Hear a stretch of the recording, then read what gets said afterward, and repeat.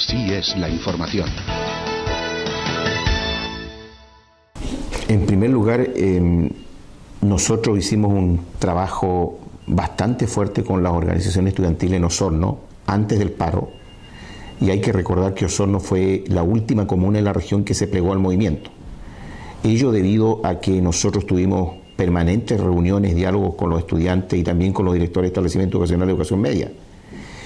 Obviamente este conflicto ya se ha extendido en demasía. Recordemos que lleva 4 semanas más de lo que fue el paro de los pingüinos del año 2006, y ha habido tiempo suficiente para llegar a acuerdos.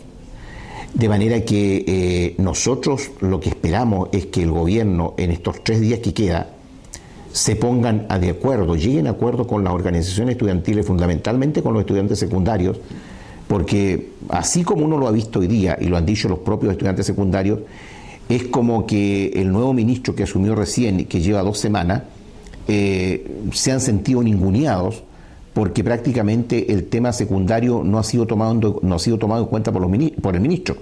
Obviamente que si el paro, cuando llegue a su fin, va a haber que hacer una revisión completa del establecimiento educacional, va a haber que hacer un aseo completo, obviamente, para que los niños, cuando lleguen al establecimiento educacional, lleguen en las mejores condiciones, en condiciones óptimas. De manera que eso nos llevará un tiempo, 1 o 2 días, ¿cierto?, para dejar los establecimientos educacionales aseados, limpios, y puedan recibir a los miles de estudiantes que en este momento no han podido normalizar sus actividades. Ese tema lo estuvimos conversando hoy día con los directores de establecimientos educacionales, y en el día de mañana también vamos a tener una reunión con los directores y los estudiantes secundarios para ver, ¿cierto?, en qué situación se está hoy día, ya pensando en el lunes, que ojalá, reitero, se llegue a un acuerdo entre el ministro de Educación y las organizaciones, el Colegio de Profesores y los estudiantes en el día de hoy o en el transcurso de la semana, porque este conflicto daña, como lo he dicho en otras ocasiones, no solamente financieramente a los municipios, también daña la continuidad normal de los estudios. Financieramente, a mí me llama poderosamente la atención con la agilidad que operó el Ministerio en hacernos el descuento inmediato correspondiente al mes de junio. Inmediatamente nosotros se nos descontaron 60 millones de pesos que tuvimos que absorber con los recursos y el manejo presupuestario que ha tenido el DAEM en todos estos años, y pudimos absorber la planilla del mes de julio. Pero yo me pregunto, ¿qué es lo que pasa si esto continúa?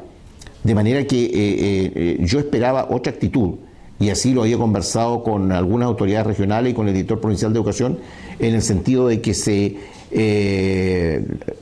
elabore alguna estrategia, por ejemplo, mientras dure el paro, mantener la asistencia media, pagarla de acuerdo a la asistencia media del mes de mayo.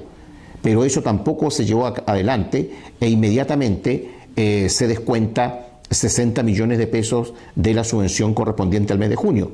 Y obviamente que si esto continúa, va a llegar un momento en que la Dirección de Educación Municipal no va a poder absorber todos los costos que significa mantener la planilla de sueldos de los docentes y no docentes de la comuna.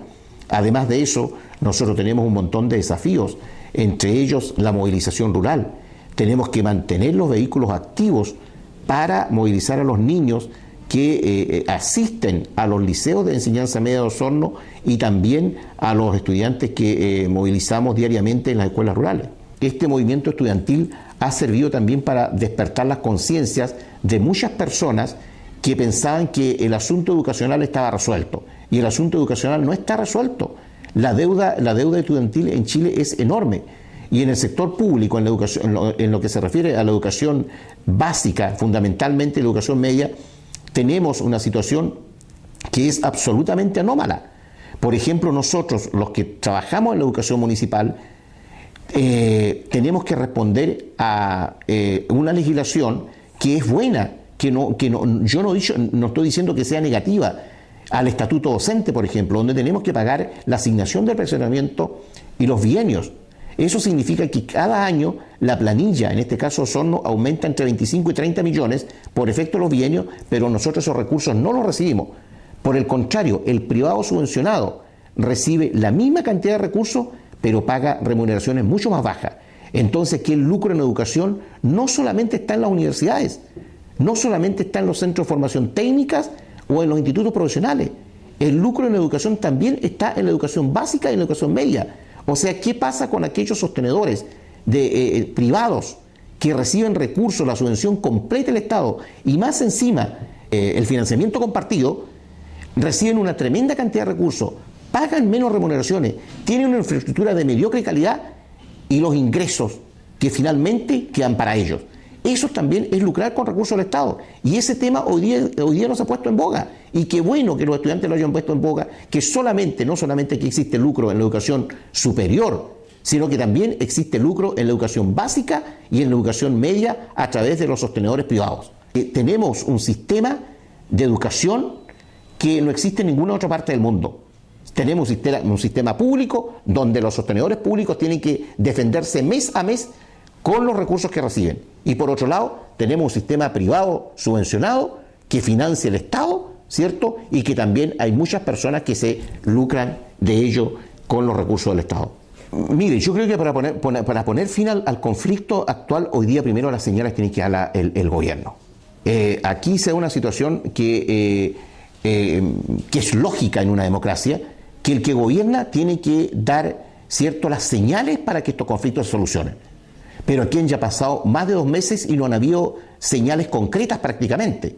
Lo que están pidiendo hoy día los estudiantes no ha habido respuesta en forma clara y precisa. De manera que aquí la primera señal tiene que darla la autoridad. Hoy día quienes están gobernando.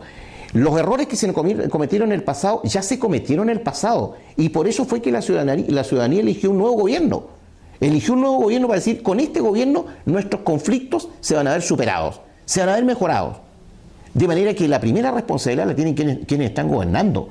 Y en ese sentido, mientras no haya señales claras por parte de las autoridades que están ejerciendo el poder en este momento, en el nivel, en materia educacional, yo creo que el conflicto no se va a deponer porque los estudiantes, yo he conversado con ellos, están en una situación muy clara y obviamente que ellos piensan que mientras no existe un cambio profundo en la educación, va a seguir esta situación arrastrándose por, qué sé yo, a lo mejor décadas más todavía.